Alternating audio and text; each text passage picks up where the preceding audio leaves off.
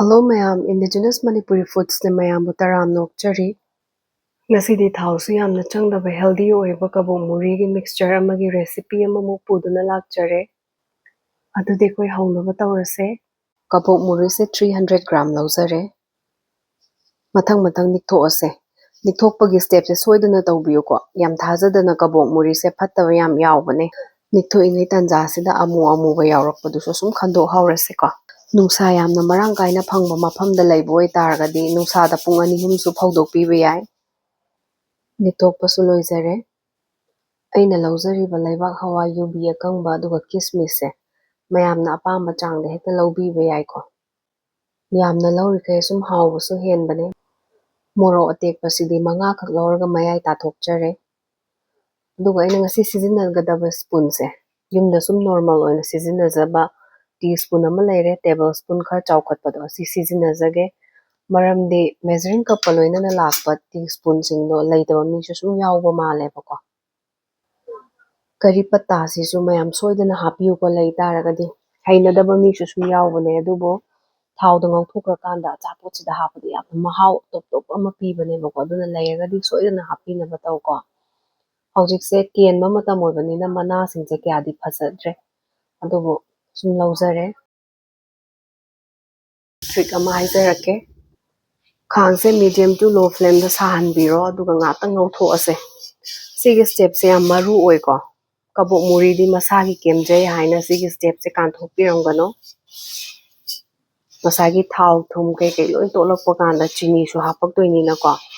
Khara chotli tawbasu yawrakani aduna phajana hana ngauthokse. Kaigumba nungsada phawdokhradi sigi step se skip tawba yare. Phajana otlase. Minute ama nimuk ngauzare ko. Hojikti phajana keme. Kompa amada lauthokase.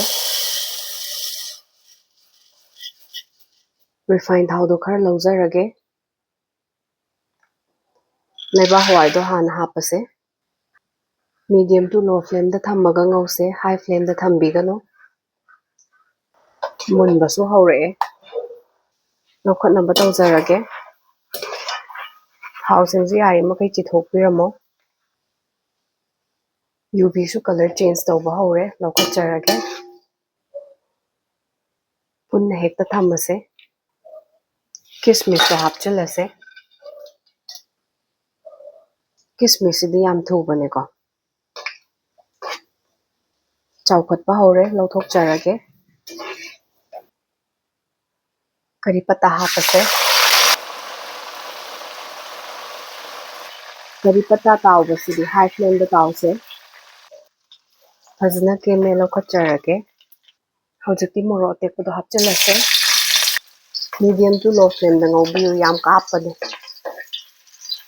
Ngatang ngauraba matungda hangam marudo teaspoon ama hapchinbiro. Zira marusu teaspoon ama haphorase. Yaingang do half teaspoon ama hapase ko. Yaingang haprasu ngauna chage harso hapiganu. Apamba makhalgi maru marang do teaspoon ama hapchinbiro.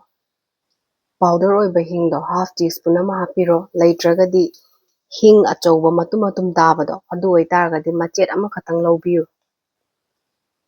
Hop sugairabado kabak sugaijabane. 2 tablespoon ama hapase. Kala namak to teaspoon ama hapchinbiro. Thumsu teaspoon ama laubiro. Yam chona laubiganu ko natradi amuk yaktoine. Chaat masala do 1 tablespoon hapchinbiro. Red chili powder do achonba teaspoon ama lauzare.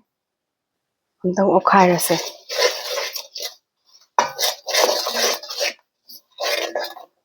Yarani. Kabok muri do haizillase. Akhairaba chini do 4 tablespoon hapiro. Dry fruits hindu hapchilase. Kari patta su hapcharage. Hojikti flame do off tawjare.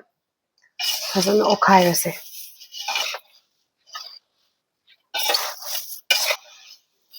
Khang se khar chawba laubiyo. Sigi achapot se aina hek pijaruba mi khudingna recipe yam hangebo aduna sigi achapot se semjabane. Yamna hawbane mayam soidana try tawbiyo. ꯑꯗꯨꯒ channel ꯑꯁꯤꯁꯨ subscribe ꯇꯧꯗ꯭ꯔꯤꯕ ꯌꯥꯎ ꯇꯥꯔꯒꯗꯤ ꯇꯧꯁꯤꯟꯕꯤꯔꯝꯃꯣ ꯍꯥꯏꯞꯀꯤ button ꯂꯩꯕꯅꯦ ꯑꯗꯨꯁꯨ ꯅꯝꯕꯤꯔꯒ point ꯄꯤꯕꯤꯔꯝꯃꯨꯀꯣ ꯀꯃꯦꯟ ꯇꯧꯕ ꯀꯥꯎꯕꯤꯔꯝꯒꯅꯣ ꯊꯥꯎꯁꯨ ꯌꯥꯝ ꯆꯪꯗꯕꯅꯦ ꯌꯥꯝ ꯂꯥꯏꯅꯁꯨ ꯁꯦꯝꯕ ꯌꯥꯕꯅꯦ ꯗ꯭ꯔꯥꯏ ꯐ꯭ꯔꯨꯠꯁꯨ ꯑꯩꯈꯣꯏ ꯏꯁꯥꯅ ꯑꯄꯥꯝꯕ ꯑꯃ ꯍꯦꯛꯇ ꯈꯟꯕꯤꯕ ꯌꯥꯏꯀꯣ ꯑꯩꯒꯤ ꯆꯦꯅꯦꯜꯗ ꯃꯤꯛꯁꯆꯔ ꯑꯇꯣꯞꯄꯁꯤꯡꯒꯤ ꯔꯦꯁꯤꯄꯤꯁꯨ ꯌꯥꯝ ꯌꯥꯎꯕꯅꯦ ꯑꯗꯨ ꯆꯦꯛ ꯇꯧꯕꯤꯌꯣ ꯇꯧꯗ꯭ꯔꯤꯕ ꯌꯥꯎ ꯇꯥꯔꯒꯗꯤ ꯀꯣꯝꯄꯥꯛ ꯑꯆꯧꯕ ꯑꯃꯗ ꯍꯥꯞꯄꯒ ꯏꯪꯍꯜꯂꯁꯦ ꯈꯥꯡꯗ ꯁꯨꯝ ꯊꯝꯃꯗꯤ ꯀꯨꯏꯅ ꯆꯪꯉꯅꯦꯕꯀꯣ ꯑꯩꯅ ꯁ꯭ꯄꯨꯟꯗ ꯄꯤꯖꯕ ꯃꯦꯖꯔꯃꯦꯟꯠꯁꯤꯡꯗꯣ ꯐꯖꯅ ꯇꯧꯕꯤꯌꯨꯀꯣ ꯒ꯭ꯔꯥꯝ 100ꯒꯤ ꯀꯕꯣꯛ ꯃꯣꯔꯤꯒꯤꯗꯤ ꯆꯞ ꯆꯥꯔꯕꯅꯦ ꯄꯣꯠ ꯆꯩꯁꯤꯡꯁꯦ ꯇꯥꯎꯕꯗ ꯁꯤꯖꯤꯟꯅꯕ ꯊꯥꯎꯗꯣ ꯈꯥꯕꯩ 3 ꯈꯛꯇꯅꯦ ꯊꯥꯎꯁꯨ ꯌꯥꯝ ꯆꯪꯗꯕꯅꯦꯀꯣ ꯈꯔ ꯊꯨꯅ ꯏꯪꯊꯅꯕ ꯌꯥꯡꯀꯣꯛ ꯁꯤꯖꯤꯟꯅꯔꯁꯨ ꯀꯩꯁꯨ ꯀꯥꯏꯗꯦ ꯍꯧꯖꯤꯛꯇꯤ ꯐꯖꯅ ꯏꯪꯊꯔꯦ ꯑꯗꯨꯅ ꯏꯌꯔꯇꯥꯏꯠ ꯑꯣꯏꯕ ꯖꯥꯔꯗ ꯍꯥꯞꯆꯤꯜꯂꯁꯦ ꯑꯉꯥꯡ ꯃꯆꯥꯅꯁꯨ ꯐꯖꯅ ꯄꯥꯝꯅ ꯆꯥꯕꯅꯦ ꯑꯩꯗꯤ ꯑꯃꯨꯛꯃꯨꯛ ꯁꯦꯝꯀꯥꯟꯗ ꯃꯌꯥꯝ ꯃꯌꯥꯝ ꯁꯦꯝꯃꯦꯕꯀꯣ ꯑꯍꯥꯎꯕ ꯑꯆꯥꯄꯣꯠꯇꯤ ꯊꯨꯅ ꯍꯦꯛꯇ ꯂꯣꯏꯗꯅ ꯏꯆꯝ ꯆꯝꯕ ꯄꯣꯠꯁꯤꯡꯁꯦ ꯐꯖꯅ ꯁꯦꯝ ꯁꯥ ꯇꯥꯔꯗꯤ ꯃꯤꯅꯁꯨ ꯌꯥꯝ ꯄꯥꯝꯅ ꯆꯥꯕꯤꯕꯅꯦ ꯀꯕꯣꯛ ꯃꯣꯔꯤꯒꯥꯁꯦ ꯅꯨꯡꯇꯤꯒꯤ ꯆꯥꯒ ꯁꯨꯝ ꯄꯤꯔꯗꯤ ꯆꯥꯅꯤꯡꯉꯛꯇꯕꯅꯦꯕꯀꯣ ꯑꯗꯨꯕꯨ ꯃꯤꯛꯁꯆꯔ ꯁꯦꯝꯗꯣꯛ ꯇꯥꯔꯒꯗꯤ ꯌꯥꯝ ꯄꯥꯝꯅ ꯆꯥꯅꯕꯅꯦ ꯊꯥ 3-4ꯁꯨ ꯁꯨꯝ ꯊꯝꯕ ꯌꯥꯏꯀꯣ ꯑꯗꯨꯕꯨ ꯊꯥ 3-4ꯒ ꯆꯠꯇꯕꯅꯦꯗ ꯑꯆꯥꯄꯣꯠꯁꯦ ꯀꯨꯏꯅ ꯆꯠꯍꯟꯁꯦ ꯍꯥꯏꯇꯥꯔꯒꯗꯤ ꯁ꯭ꯇꯣꯔ ꯇꯧꯕ ꯖꯥꯔꯁꯦ ꯁꯤꯃ ꯐꯖꯅ ꯏꯁꯤꯡ ꯆꯣꯠꯍꯟꯕꯤꯗ ꯇꯥꯔꯦ ꯀ꯭ꯔꯪ ꯀ꯭ꯔꯪ ꯂꯥꯎꯍꯟꯕꯤꯌꯣ ꯑꯗꯨꯒ ꯑꯆꯥꯄꯣꯠꯁꯦ ꯉꯧꯕ ꯑꯃꯁꯨꯡ ꯇꯥꯎꯕ ꯃꯇꯝꯗ ꯐꯖꯅ ꯒ꯭ꯔꯦꯝ ꯒ꯭ꯔꯦꯝ ꯂꯥꯎꯅ ꯇꯥꯎꯊꯣꯛꯄꯤꯌꯣ ꯉꯧꯊꯣꯛꯄꯤꯌꯣ ꯉꯁꯤꯒꯤ ꯚꯤꯗꯤꯑꯣ ꯃꯇꯥꯡ ꯑꯁ꯭ꯋꯥꯏꯗ ꯂꯣꯏꯁꯤꯟꯖꯔꯦ ꯂꯥꯏꯛ ꯑꯃꯃꯝ ꯇꯧꯕꯤꯕ ꯀꯥꯎꯕꯤꯔꯝꯒꯅꯣ ꯑꯗꯨꯗꯤ ꯃꯊꯪꯒꯤ ꯕ꯭ꯂꯣꯛꯇ ꯑꯃꯨꯛ ꯎꯅꯔꯁꯦ ꯈꯨꯔꯨꯝꯖꯔꯤ ꯃꯌꯥꯝ